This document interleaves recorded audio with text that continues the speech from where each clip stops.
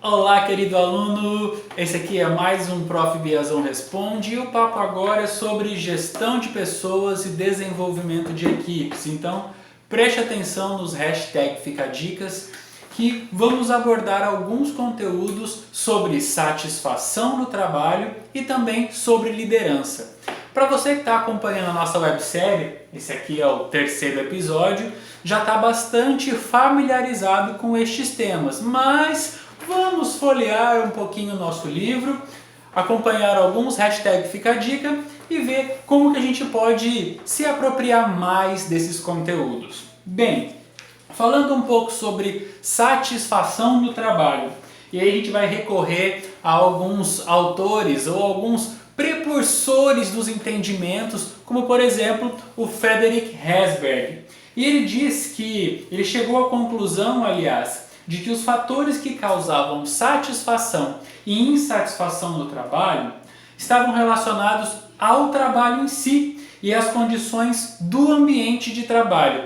Isso porque o trabalho em si realiza por meio das atividades criativas e que, consequentemente, levarão a uma autorrealização.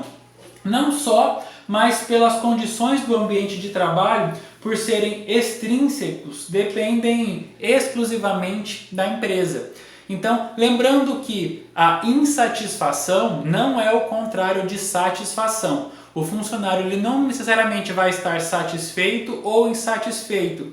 Ele pode não estar satisfeito, mas estar em estado neutro. Estar insatisfeito é estar descontente com a situação. E a autorrealização ela é proporcionada por algo intrínseco e a motivação ou a satisfação proporcionada pelo ambiente da empresa, obviamente, é extrínseco, porque vem de fora. E aí, pensando um pouco sobre a teoria da equidade. O que seria essa teoria da equidade? Estou falando disso porque é um assunto não tão convencional assim, então vale a pena a gente pontuá-lo. A teoria da equidade, ela se concentra na percepção que o indivíduo tem de quão justamente ele tem sido tratado em comparação com o recebimento do tratamento de outras pessoas. Então, muitas pessoas querem ser tratadas iguais, outros funcionários são. Então isso seria relacionado à teoria da equidade. Me trate como vocês tratam, vocês gestores de empresa tratam as outras pessoas também. E quando ocorre a iniquidade, ou seja, quando não ocorre esse tratamento igual para as pessoas, essas pessoas podem apresentar um comportamento, por exemplo, como redução de produção, alteração nos resultados em que elas estão obtidos e uma percepção diferente da realidade. Isso faz com que ela produza menos, então ela vai entregar menos resultados para a organização. E ainda nessa teoria, o indivíduo analisa suas contribuições e as possíveis recompensas, e claro que ele vai comparar com as recompensas obtidas por outros funcionários. E aí ele vai perceber que, opa, eu estou sendo menos recompensado que fulano ou que cicrano. E aí isso pode gerar uma desmotivação.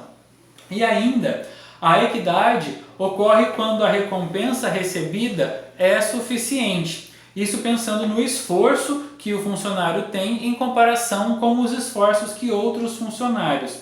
Já a iniquidade, ou seja, a não equidade, ela ocorre quando o indivíduo percebe que a recompensa que ele está recebendo não é suficiente em comparação com o que outros funcionários estão recebendo. Então vale a pena a gente pensar um pouquinho no que é equidade, que é essa equiparação, e que o fato de você tratar o seu colaborador da mesma forma como trata outros, proporcionando essa equidade, vai também gerar uma sensação de satisfação ou até mesmo de motivação. E por falar em motivação, dentro das diversas teorias motivacionais, a gente tem as teorias de Herzberg. É um nome difícil, né? Herzberg, mas a teoria não é nada difícil, ela é bem fácil, inclusive. Ele diz que a remuneração, ou seja, né, a grana, remuneração financeira ou não financeira, ela não é motivadora. Quer dizer, se o indivíduo tiver uma boa remuneração, isso vai garantir que ele apenas não se desmotive, mas não vai garantir que ele tenha uma excelente motivação. E ainda, Para Vroom, é um outro autor, sempre existe análise de relação, ou seja, o indivíduo analisa se o esforço que ele tem vale a pena. A gente tem um intruso ali, ó, dá um tchauzinho, professor Silvio. O indivíduo ele vai analisar se o esforço que ele tem vale a pena, se a recompensa é significativa comparando com aquilo que ele tem enquanto meta. Então, ele vai fazer uma análise, ou seja, a recompensa que eu estou recebendo é suficiente em comparação com aquilo que eu estou produzindo, com aquilo que eu estou entregando? Então ele vai fazer essa comparação entre aquilo que ele faz e aquilo que ele recebe. O que temos mais aqui? Vamos falar um pouquinho de liderança? Liderança a gente está discutindo, né? É algo bastante comum a discussão sobre liderança. Você deve ter assistido já outros vídeos que a gente produziu aqui sobre isso. Mas vamos lá. Entre os fatores que a gente pode considerar cruciais para atingir uma liderança eficaz, um deles é dizer a verdade e manter as promessas daquilo que foi combinado. Sabe aquela coisa do que o que foi combinado não sai caro?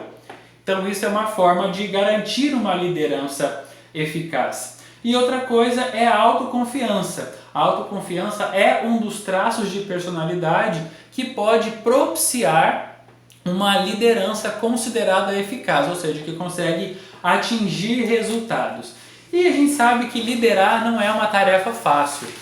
Existem aí diversos fatores que a gente precisa considerar, inclusive aquela comparação de ser líder ou ser chefe, mas o que é de fato ser líder? O líder é aquelas pessoas que buscam objetivos para a empresa e também para si mesmo.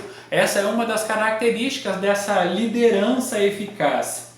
E a liderança, existem vários tipos de liderança, né? Uma delas é a liderança apoiadora e ela proporciona apoio psicológico aos subordinados, que é amigável, que é acessível e trata todo mundo de uma forma igual, de uma forma equitativa e demonstrando ainda uma preocupação com as necessidades das pessoas. E uma das características que o líder precisa ter para garantir essa liderança eficaz é a habilidade de comunicação.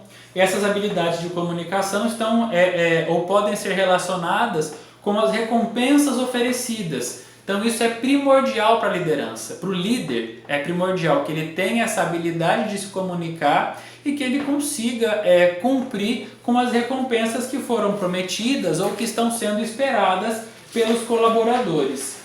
E para fechar o nosso papo, ainda abordando os estilos de liderança, nós temos que a liderança diretiva, a ênfase está no líder. Temos que a liderança participativa tem a ênfase no líder e também no liderado. Já a liderança apoiadora, a ênfase é no bem-estar, é em satisfazer o outro, né? Proporcionar essa satisfação. E por fim, a liderança orientada para relações, a ênfase está em quê? A ênfase está na performance deste trabalho, na performance daquilo que é entregado ou que vai ser entregue pelo colaborador. Então eu espero que esses hashtag Fica a Dica tenham sido importantes para você. E aí, a última dica da aula de hoje é que você organize essa nossa conversa, ticando ali no seu material de estudo estes exemplos que nós fomos abordando e ao desenvolver as vossas atividades, vocês possam pensar nesse roteiro. E aí, certeza que se você cumprir com essas premissas que nós abordamos, o seu sucesso estará garantido.